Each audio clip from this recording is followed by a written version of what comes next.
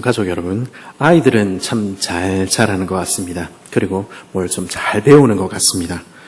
저희 집 막내가 요즘 말을 배우고 있는데 저희가 자기를 향해서 수원아 뭐 이렇게 부르는 목소리를 듣고는 자기도 이제 그거 잘 배워와서 써먹습니다. 아빠야 어딨니? 이렇게 부릅니다. 그 목소리가 얼마나 다정한지 모르겠습니다. 때로는 뭘 좀 잘못 오해를 하고 잘못 배울 때도 있습니다.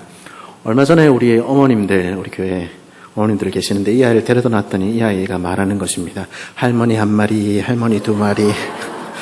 깜짝 놀라서 아이를 붙잡았습니다만은 아무튼 아이들은 잘 자라고 잘 배웁니다. 하지만 우리는 참 배우는 게 쉽지가 않습니다. 금방 들어도 금방 까먹죠. 머릿속에 뭔가 들어간 것 같은데 바로 툭 튀어나오고 맙니다. 하지만 우리가 배우지 못하는 이유가 단지 우리 머리의 문제 때문만은, 우리 기억력의 문제만은 아닙니다.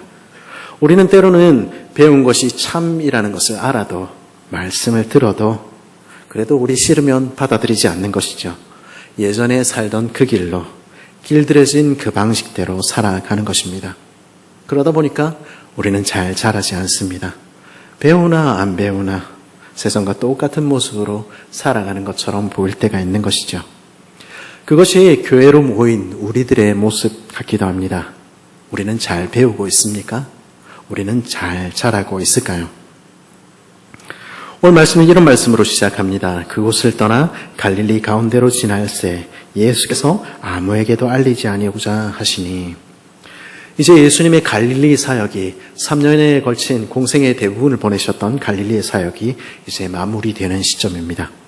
이제 예수님의 발걸음은 예루살렘으로 십자가로 향해서 곧바로 걸어가시는 것이죠. 이 갈릴리 사역들을 통해서 예수님께서는 그 제자들에게 자신이 누구신지 알려주시고 보여주셨습니다. 가난한 자들에게 복음을 전하시고 눈먼 자의 눈을 뜨게 하시고 귀 막힌 자들의 귀를 열어주시며 갇힌 자에게 자유를 주시는 것을 통해서 주님이 우리를 참으로 구원하시는 하나님, 참으로 우리에게 하나님 나라를 주시는 해방자이심을 보여주신 것입니다. 그리고 이제 그 계시의 절정, 십자가를 향해서 걸어가는 길에서 예수님께서는 그 최고의 가르침, 마지막 가르침을 전해주십니다. 그것은 무엇입니까? 예수님은 바로 그 백성을 위해서 죽으시는 왕이시라는 것입니다. 하나님은요, 우리를 죽기까지 사랑하시는 아버지시라는 것입니다. 이것이 성경이 이야기하는, 모든 말씀이 이야기하는 핵심 메시지이죠. 예수님께서는 말씀하셨습니다. 인자가 사람들의 손에 넘겨져 죽임을 당하고 죽은 지 3일 만에 살아나리라. 여기서 예수님께서는 자신을 인자라고 부르셨죠. 이 인자라는 표현은 다니엘서의 독특한 표현입니다. 하나님께서 그 나라와 권세와 영광을 모두 주시는 그리스도를 향한 다른 이름이죠. 그런데 그 인자께서, 그 그리스도께서, 그 하나님께서 무엇을 하시려 하시는 것입니까? 자기 백성에게 배신당하시고 죽임당하시려 하시는 것입니다. 그 백성을 살려서 다시 부활하기 위하여 자신이 낮아지고 낮아지되 십자가까지 낮아지셔서 돌아가시려 하는 것입니다. 그분이 바로 우리의 그리스도, 우리의 하나님이십니다. 그 사역의 마지막에서 예수님께서는 그 제자들을 향하여, 그 교회를 향하여 바로 이 사실을 알려주기를 간절히 원하셨습니다.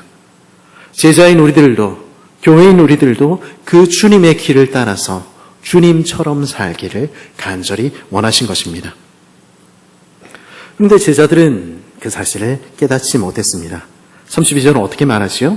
그러나 제자들은 이 말씀을 깨닫지도 못하고 묻기도 두려워하더라. 이 제자들은 어떤 사람들입니까? 이 12제자는 증인이 되어야 할 사람들입니다. 그들은 예수님이 누구신지 그들이 보고 들은 대로 증언해야 하는 사람들이지요. 그들의 증언을 통해서 우리는 주님이 누구신지 알게 되는 것입니다. 그뿐만이 아닙니다. 이 제자들은요, 이 교회는요, 그 선생님이 누구신지 그들의 삶을 통해서 보여주어야 하는 이들입니다. 그들을 통하지 않으면 세상은 주님을 알지 못하는 것입니다. 영원한 것이 있다는 사실을, 더 가치 있는 것이 있다는 사실을, 세상 다 변해도 결코 변하지 않는 하나님의 나라가 있다는 것을 그들은 보여주어야 했습니다. 십자가를 지고 그들이 이전에 추구하던 모든 것을 저버리고 주님을 좇는 삶을 통해서 그들은 그것 보여주어야 했습니다. 그것이 교회의 사명이지요. 그것을 위해서 이 제자들은 예수님을 배워야 했고 예수님을 깨달아야 했습니다. 그런데 이 제자들은 어떻게 합니까? 눈을 감고 귀를 막고 있는 것입니다. 깨닫지 못했을 뿐 아니라 묻지도 않는 것입니다. 그렇게 물었다가 그렇게 하라 그러면 큰일 아닙니까? 그렇게 살고 싶지 않았을지 모르겠습니다. 배움은요, 단지 지적인 차원의 일이 아닙니다. 물론 지적인 것들이 필요하지요. 사실과 팩트를 알아야 합니다.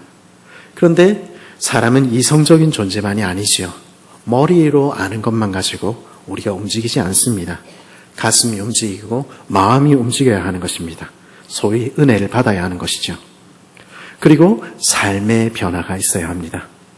우리가 가진 오랜 습관과 사고방식, 그것들이 그리스도 중심으로 바뀌어야 하는 것입니다. 그러기 위해서 우리는 끊임없이 주님을 또다시 알아가야 합니다. 끊임없이 주님의 이야기와 나의 이야기가 연결이 되어야 합니다. 그리고 내 삶을 조금씩 바꾸어 가야 하지요. 그럴 때 우리는 우리 스승을 닮은 제자들이 됩니다. 그리고 교회가 되어가는 것이죠. 근데 제자들은 그것을 원치 않은 것입니다. 그래서 그들은 3년이 지났어도 그리스도가 누구신지 알지 못했습니다. 그리스도가 누구신지 알지 못하니까 그 인자가 행하시는 일에 대한 감격이 없으니까 어떻게 됩니까? 그들은 옛 사람을 쫓아서, 옛 성품을 쫓아서, 옛 습관과 옛 사고방식을 따라서 살아가는 것입니다.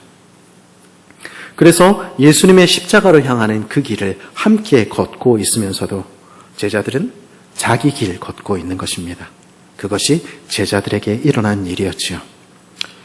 33절에서 예수님께서는 제자들에게 물으셨습니다. 너희가 길에서 토론한 것이 무엇이냐? 예수님 십자가를 향해서 먼저 걸어가시는데 그 걸음을 재촉하고 계시는데 제자들은 저만치 뒤에 떨어져서 쑥덕거리면서 언성을 높이면서 걸어가고 있는 것입니다. 그래서 주님 물으셨지요. 너희가 길에서 토론한 것이 무엇이냐? 몰라서 물으신 것은 아니었습니다. 지난주에 살폈듯이 예수님 가르치기 위해서 물으셨지요. 근데 또 제자들도 똑같이 행동합니다. 또 어떻게 합니까? 또 대답 안 하는 것입니다. 잠잠히 있는 것이죠. 이 제자들은 불리하기만 하면은 바로 입을 다물고 묵비권을 행사하는 것입니다. 주님, 사실 저희가 이런 일로 다툼이 있었는데 죄송합니다. 이러면 얼마나 좋겠습니까마는 그렇지 않습니다. 마치 철 덜 든 아이들 마냥 고개를 푹 숙이고 조용히 있는 것입니다. 어쩌면 고개를 숙인 채로 서로를 향해서 눈을 부라리고 있었을지 모르겠습니다. 니 때문에 그리 됐다. 니 때문에. 이 사람들 무엇 때문에 다투었습니까? 그것은 누가 크냐, 누가 위에 있냐, 그 문제 때문이었습니다. 평소에는 아주 서로 친한 형님, 동생들이었지요. 같이 부름을 받았고, 같이 고생했고, 같이 밥도 먹었고, 우리는 한 가족, 이러고 살았습니다. 근데 누군가가, 그래도 내가 하는 일이 좀 더 중요한 것 같은데, 내가 조금 더 위에인 것 같은데, 그 이야기 하자. 난리가 난 것입니다. 무슨 소리 하냐고. 이 사람들이요, 하나님 나라를 구하지 않은 사람들 아닙니다. 그런 마음 없이 어떻게 자기 배를 버리고 세관을 박차고 주님 따를 수 있었겠습니까?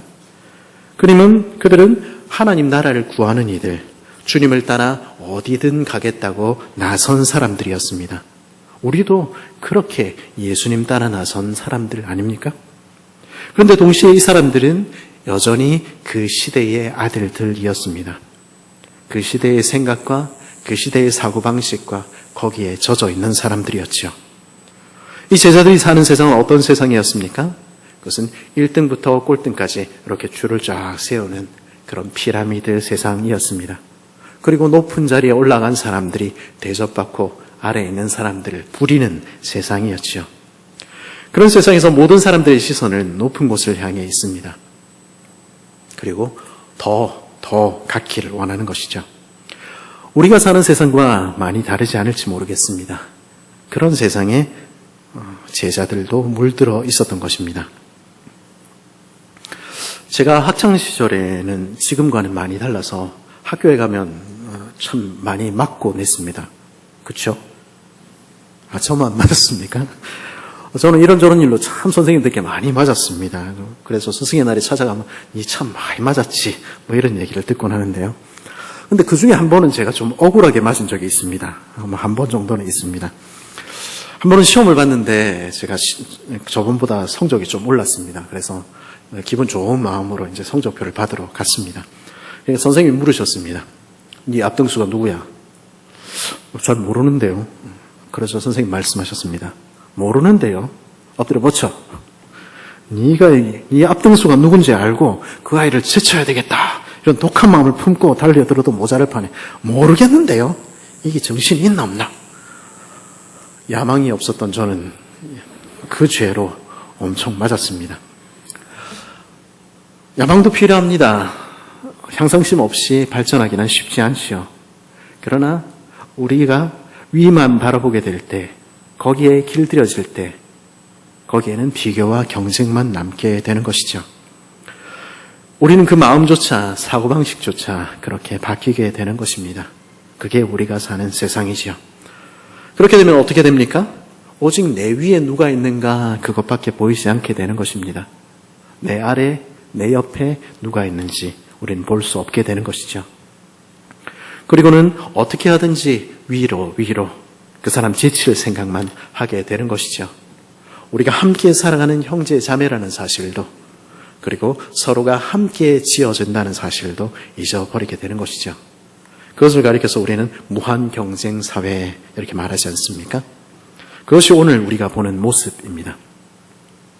학자들은요, 예수님의 제자들이 살았던 당시 지중해 사회도 그런 무한 경쟁 사회였다 하고 정의합니다.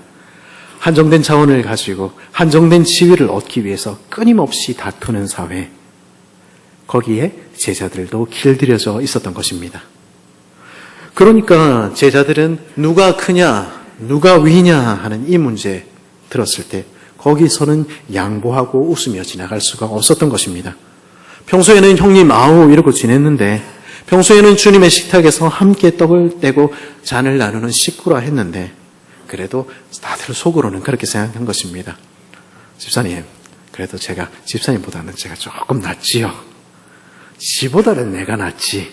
이렇게 생각하고 있었던 것이죠. 베드로는 이렇게 말했을지 모르겠습니다. 너희는 꼭 누가 큰지 말로 해야 하나. 나 이런 말까지는 안 하려고 했는데 초창기부터 예수님을 따른 연수로 보나 나이로 보나 그래도 행님은 행님 아이가. 너 괜히 내 앞에서 나부대지 말고 지킬 건 좀 지켰으면 좋겠다. 베드로가 그렇게 이야기하면 요한은 가만히 있을 수 있습니까? 형님, 진짜 죄송한데요. 우리 사실관계는 조금 정확히 짚고 넘어가는 게 좋지 않을까 싶습니다. 형님 맨날 입만 열면 초창기 멤버 하시는데, 사실 굳이 따지자면 저희 형제들이랑 안드레 형님이 초창기 멤버고 형님은 우리 전도받아서 온 초신자 아니었어요? 이렇게 이야기하는 것이죠. 그럼 나머지 제자들도 한마디씩 거드는 것입니다. 맨날 자기들 초창기 멤버라고 폼만 잡지, 말씀 들을 때 제일 열심히 필게 하는 거는 그건 마태고, 사람들 섬기고 돌보고 하는 거는 안드레와 빌립인데 무슨 자기들 잘났다고. 이거 혹시 세상은 예산이 지배한다 이런 말 들어보셨습니까?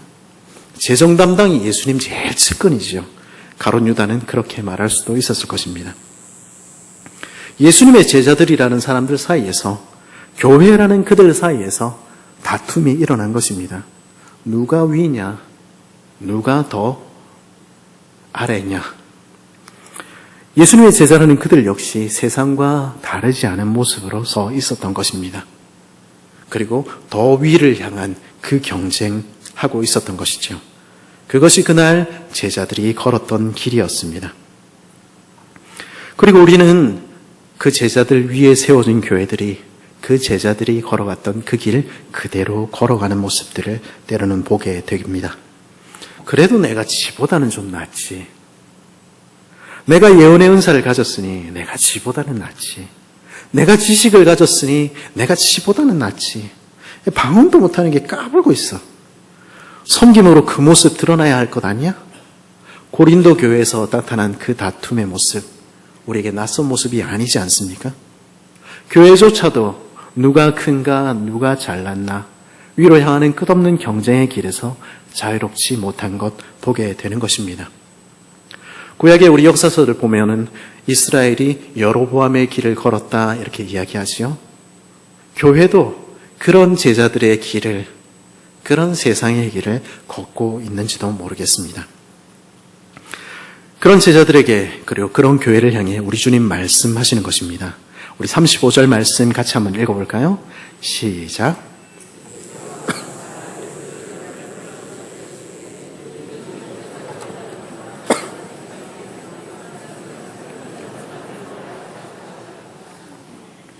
예수님 뭐라고 말씀하십니까? 하나님 나라에서 첫째가 되고 싶니? 그렇다면 모든 사람의 끝이 되어야 한다. 모든 사람을 자기보다 낮게 여기렴. 내 나라에서 큰 자가 되고 싶니? 내 나라에서 큰 자는 모든 사람을 섬기는 사람이란다. 세상은 끊임없이 위를 향해 가고 있지만, 그리고 누가 크냐 경쟁하고 다투지만은, 그러나 하나님 나라는 그런 나라 아니라는 것입니다. 주님의 나라는 아래를 향하는 나라입니다. 낮아지고 낮아져서, 그 마음으로부터 낮아져서 모든 사람을 섬기는 나라. 그 나라가 하나님 나라라는 것이죠. 그 사실을 보여주시기 위해서 예수님께서는 그들 가운데 어린아이 하나를 세우셨습니다. 그리고 그 팔로 그 아이를 귀히 안으시며 말씀하셨습니다. 어린아이를 데려다가 그들 가운데 세우시고 안으시며 제자들에게 이르시되 누구든지 내 이름으로 이런 어린아이 하나를 영접하면 곧 나를 영접하며 누구든지 나를 영접하면 나를 영접함이 아니요 나를 보내신 이를 영접함이니라. 오늘날에야 아이들이 귀하다 이렇게 이야기하지만은 근대 이전에 사람들에게 어린아이는 귀히 여겨야 할 대상이 아니었습니다. 2분의 1 사람이었죠. 아이들은 가장 함부로 대해지는 사람들이었고요. 가장 쉽게 무시당하는 존재들이었습니다. 그런데 예수님께서는 낮아지고 낮아져서 모든 사람을 섬기되 어디까지 낮아져야 한다 말씀하시는 것입니까?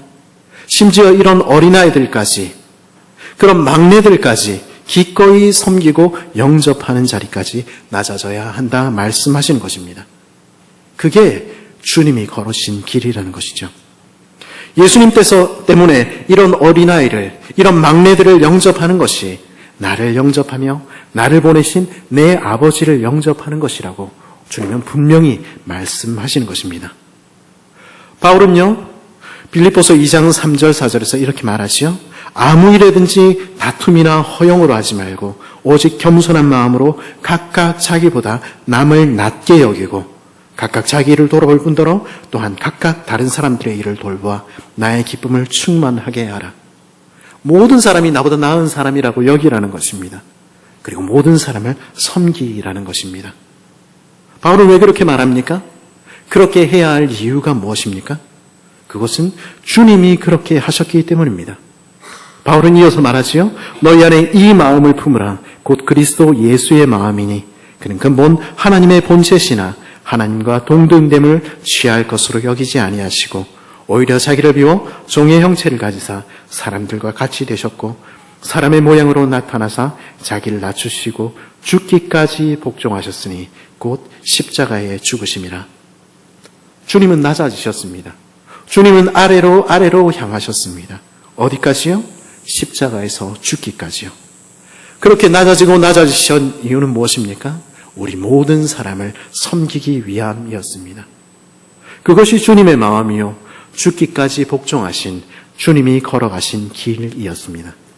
그리고 그 제자들이라는 우리를 향해서, 교회라는 우리들을 향해서 주님을 닮아서 그 길을 걸어가야 하지 않겠니 말씀하시는 것입니다. 하나님을 예배하고 하나님을 섬기는 것 다른 것이 아니라 말씀하십니다. 내가 큰 사람, 내가 영향력 있는 사람 되기를 바라며 위로만 우리의 시선을 고정하는 대신에 우리의 눈을 낮은 데로 향하라는 것입니다. 우리의 마음이 하나님의 마음이 있는 그 낮은 데로 향하라는 것입니다. 가장 연약한 이들, 가장 작은 이들을 받아주고 섬기는 것이 아버지를 섬기는 일, 주님을 따르는 길이라는 것입니다. 오늘 우리의 시선은 어디를 향하고 있습니까? 우리는 무엇을 구하고 있습니까? 작은 이들이, 내 눈에 보이지 않는 이들은, 모든 사람을 섬길 수 없는 이들은 예수님을 닮지 않은 사람들입니다. 우리에게 우리의 어린아이들을 향한 사랑과 애정이 있습니까? 우리 교회에서는 가장 약한 자들의 목소리가 들리고 있습니까? 우리는 주님의 길을 걷고 있습니까? 제자들은 그 주님의 이야기를, 가르침을 알아들었을까요? 아니요. 전혀요. 제자들은요, 그 주님과 3년을 있었지만, 그 주님의 분명한 음성을 들었지만, 그러나 자기 방식대로 이해하는 것입니다. 우리끼리 싸우니까 주님 마음이 좀 언짢으셨구나. 우리 중에 누가 크냐? 그 이야기는 잠깐 휴전하자. 그리고는요, 그들은 모든 사람을 섬기라, 이 이야기는 잊어버렸습니다. 왜냐하면 그들이 사는 세상에서, 우리가 사는 세상에서 그건 말도 안 되는 이야기니까요. 우리가 사는 세상에서 중요한 건 무엇입니까? 나도 중요하지만 우리 편이 누군가, 네 편인가 내 편인가, 그거 중요하지 않습니까? 그러자 핵심 제자라고 하는 요한조차, 예수님 품에 늘 기대 앉아서 그 가르침을 늘 들었던 요한조차 이렇게 말하는 것입니다. 요한이 예수께 여짜오되 선생님, 우리를 따르지 않는 어떤 자가 주님의 이름으로 귀신을 내쫓는 것을 우리가 보고 우리를 따르지 아니하므로 금하였나이다. 뭐라고 이야기하는 것입니까? 우리를 안 따랐다는 것입니다. 우리 편이 아니라는 것입니다. 비방하고 반대하는 세상 속에서 그리스도의 이름을 선포하고 주님의 이름으로 악한 영이 쫓겨가는 것은 좋은 일 아닙니까? 그것은 하나님의 나라가 임했다는 증거 아닙니까? 그 일은 선한 일이지요. 그런데 요한은 그거 안 된다는 것입니다. 그 일 금지시켜야 된다고 말하는 것입니다. 왜 그렇게 이야기합니까? 그 이유는 단 하나, 그가 우리 편 아니라는 것입니다. 우리를 따르는 자 아니라는 것입니다. 요한의 몸에 깊이 배어 있는 것은요, 그의 영혼까지 젖어 있는 것은요, 세상에서 배운 것은요, 그런 것입니다. 네 편이냐 내 편이냐. 사람들을 볼 때 그가 예수님 때문에 내 형제, 내 자매가 된 사람이라는 거 보이지 않는 것입니다. 그것보다 우리에게 보이는 것은 무엇입니까? 그가 영남 출신인지 아니면 호남 출신인지, 그가 진보인지 아니면 보수인지, 그것 보이는 것입니다. 그가 행하는 일이 주님의 일인지 그것 보이지 않는 것입니다. 그게 우리 편에 얼마나 도움이 되는가, 그것 생각하는 것입니다. 그 사람이 장로교냐 아니면 감리교나 침례교냐 하는 것이, 그 사람이 우리 기관이냐 아니면 다른 기관이냐 하는 것이 하나님 나라의 일보다, 하나님 나라의 유익보다 훨씬 더 중요한 것입니다. 우리 고신교회에 혹은 개혁주의를 표방하는 이들에게 붙은 악명 중에 하나는 분리주의자들이라는 이름입니다. 물론 결코 타협할 수 없는 진리의 문제에 관해서 양보할 수 없지요. 과거 신사참배의 문제가 그랬고요.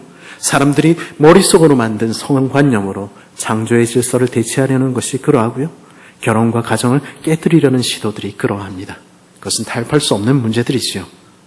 그러나 그것을 넘어서서 너와 내가 다름을 가지고 네 편이니 내 편이니 할 때, 그가 우리 편인가 하는 생각이 사람을 볼 때, 끼어들 때, 그거는 복음이 아닌 것입니다. 그거는 세상이 하는 일이지요. 예수님께서는 분명히 말씀하시지 않습니까? 예수께서 이르시되 금하지 말라. 내 이름을 의탁하여 능한 일을 행하고 즉시로 나를 비방할 자가 없느니라. 우리를 반대하지 않는 자는 우리를 위하는 자리나. 예수님은 그가 우리 편이라는 것입니다. 예수 그리스도를 주로 시인하는 한, 사도적인 고백을 공유하며 성경을 진리로 받아들이는 한, 그리스도의 이름으로 그의 나라와 그의 영광을 위하여 행하는 이들은 모두 주님께 속한 자들이라는 것입니다. 그를 가리켜서 네 편이니 내 편이니 그럴 이유가 없다는 것이죠. 예수님의 제자들은 어떤 사람들입니까? 제자들의 공동체 교회는 어떤 곳이어야 합니까? 거기는 어떤 지역 출신인지, 어느 학교 출신인지, 직장을 어디를 다니고 있는지, 어느 교회, 어느 교파 출신인지, 남자인지 여자인지, 어른인지 아이인지가 문제가 되지 않는 곳입니다. 다만 그리스도께 속했는가? 예수님께서 자기 피로 값주고 사신 형제인가 자매인가? 그 사실만이 중요한 것입니다. 그리고 형제요 자매라는 그 한 가지 사실 때문에 성격도 다르고 모든 것이 다르지만 알지도 못하는 사람들이지만 서로를 섬기는 공동체가 교회입니다. 예수님께서는 말씀하셨습니다. 누구든지 너희가 그리스도께 속한 자라 하여 물 한 그릇이라도 주면 내가 진실로 너에게 이르노니 그가 결코 상을 잃지 않으리라. 너와 내가 그리스도께 속해 있다는 한 가지 사실 때문에 서로를 받아들이는 자들 향해, 그래서 서로 사랑하는 자들을 향해 우리 주님께서는 말씀하시는 것입니다. 내가 진실로 너에게 이르노니 아멘 내가 너에게 말하노니 그는 결코 하늘의 상급을 잃지 않을 것이다. 물 한 그릇을 주는 그 사람들을 향해서 예수님께서는 그들이야말로 천국을 유업으로 이어받을 하나님 나라의 자녀들, 교회라는 사실을 분명히 말씀하신 것입니다. 주님은 그렇게 우리를 가르치시고 가르치시죠. 참 인내심이 많으신 선생님이십니다. 근데요, 제자인 우리들도 만만한 사람들이 아닙니다. 가르치고 가르치셔도 우리는 못 알아듣습니다. 그리고 못 깨닫고 그리고 따르기를 싫어하는 것이죠. 그래도 알아듣지 못하는 것 같자 오늘 본문의 마지막 부분에서 예수님께서는 이제 부정적인 충격요법을 통해서 가르치십니다. 누가 내 나라에 합당하지 않은 자인지, 누가 지옥 갈 사람들인지 말씀하신 것입니다. 천국을 유업으로 얻지 못할 사람들은 누구입니까? 하나님 나라에 들어가지 못할 지옥에 갈 사람들은 누구입니까? 42절은 분명히 말합니다. 누구든지 나를 믿는 이 작은 자들 중에 하나라도 실족하게 하면 그들로 죄를 짓게 만드는 그들은 차라리 연자맷들이 그 목에 매어 바다에 던져지는 것이 나으니라. 누구든지 나를 믿는 이 작은 사람들, 나의 사랑하는 자녀 중 하나라도 죄를 범하게 만드는 그는 차라리 그 목에 나귀나 말이 겨우 돌릴 만큼 커다란 바위로 그 목에 메고 바다에 빠져 죽는 것이 낫다고 말씀하시는 것입니다. 주님의 이 말씀은 무엇을 가리킵니까? 그러니 만일 내 손이 너를 범죄하게 하거든 찍어버려라. 만일 내 발이 너를 범죄하거든 찍어버려라. 만일 내 눈이 너를 범죄하게 하거든 빼버리라. 그러고서라도 천국에 가야 하지 않겠니? 하나님의 백성 되어야 하지 않겠니? 주님은 간절한 마음으로 그의 교회를 향해서 말씀하시는 것입니다. 우리 손이 어떻게 우리를 죄를 범하게 합니까? 우리의 발이, 우리의 눈이 어떤 죄를 범하게 만드는 것입니까? 42절의 문맥은 우리에게 무엇이 죄라고, 주님이 말씀하시는 죄라고 들려줍니까? 주님을 믿는 작은 자들을 실족하게 만드는 그 죄를 말하는 것입니다. 주님의 작은 자들, 그 중에 가장 작은 자들을 실족하게 하는 그 죄를 범해서는 결코 안 된다. 그들을 나는 결코 용서하지 않으실 것이다. 주님 말씀하시는 것입니다. 손이 우리를 어떻게 범죄하게 합니까? 발이 어떻게 우리를 범죄하게 합니까? 그리고 우리 눈이 우리를 어떻게 범죄하게 할까요? 요즘은 막장 드라마 같은 데를 제외하고는 우리 뺨치는 장면이 잘 등장하지 않습니다. 그렇지만은 예전에는 뺨 맞는 일들이 종종 있었지요. 지금 주님은 어쩌면 그 상황을 염두에 두고 말씀하실지 모르겠습니다. 너의 손이 내가 더 높다는 이유로 내게 실수한 작은 이들, 그 작은 아이의 뺨을 치고 있다면 차라리 그 손을 찍어버리라 말씀하시는 것입니다. 발은 우리를 어떻게 범죄하게 만듭니까? 우리는 우리의 발 앞에 사람들이 엎드리는 것을 잘 보지 못하는 사회에 살고 있습니다만은, 제가 인도에 있을 때 정말로 문자 그대로 제게 자비를 구하며 제 발 붙잡고 그 앞에 엎드린 사람들을 보게 됐습니다. 엎드리지 않을 때는 손을 그 이마에 대고 내가 당신의 발 앞에 엎드립니다. 구하는 것을 보았지요. 예수님께서는 그런 상황을 염두에 두고 말씀하시는 것입니다. 내 발이 내 발 앞에 자비를 구하며 엎드린 그 작은 이들의 손을 밟거나 그들을 짓밟을 때 차라리 그 발 잘라 버리라는 것입니다. 우리의 눈은 어떻게 우리를 범죄하게 합니까? 부끄러운 이야기인데요. 저는 젊었을 적에 제 눈빛 때문에 싸움에 휘말린 적이 가끔 있었습니다. 술이 떡이 돼가지고 다른 사람들에게 피해를 주고 있는 사람들을 볼 때, 또 자기 이익을 위해서 말도 안 되는 주장들을 자꾸 늘어놓는 사람들을 볼 때 제가 어떤 눈빛이었는지 저는 거울로 안 봤으니까 모르지요. 근데 그 사람들이 저한테 달려들면서 소리쳤습니다. 왜 사람을 벌레 보듯이 해? 네가 그렇게 잘났어? 그러고는 제가 이제 저한테 날마다 얘기합니다. 착한 눈, 착한 눈. 여러분도 착한 눈 되어야 그런 일이 없습니다. 물론 여기에서 말하는 것은 그런 잘못한 사람들을 향한 눈빛을 이야기하는 것은 아니지요. 그러나 멸시하는 눈빛일지 모르겠습니다. 주님은 말씀하시는 것입니다. 내 눈이 너보다 못한 사람들을 그런 멸시의 눈으로 바라봐서, 그래서 그들이 교회도 별 수 없어, 교회조차도 우리를 받아들여주지 않아 세상과 똑같아 말하게 만들 바에야 그 눈 뽑아버리라는 것입니다. 예수님께서는 말씀하시는 것입니다. 너희 손이, 너희 발이, 너희 눈이, 그리고 너희 삶이 나를 믿는 자들을 실족하게 하며 너희와 똑같은 자 만들고 있다면, 그래서 그들도 다른 사람들의 뺨을 치며 자기보다 큰 자 되기를 간구하며 남을 짓밟고 자기 집단만을 위해서 살아가는 작은 자들을 경멸하는 그런 사람 만들고 있다면 차라리 뽑아버리고 찍어버리라는 것입니다. 왜냐하면 나는 그런 이들을 결코 용서하지 않기 때문이라는 것입니다. 그는 반드시 지옥에 가게 될 것이라고 주님 말씀하시는 것입니다. 50절은 오늘 말씀의 마지막에서 주님은 이렇게 말씀하십니다. 소금은 좋은 것이오되 만일 소금이 그 맛을 잃으면 무엇으로 이를 짜게 하리요? 너희 속에 소금을 두고 서로 화목하라 하시니라.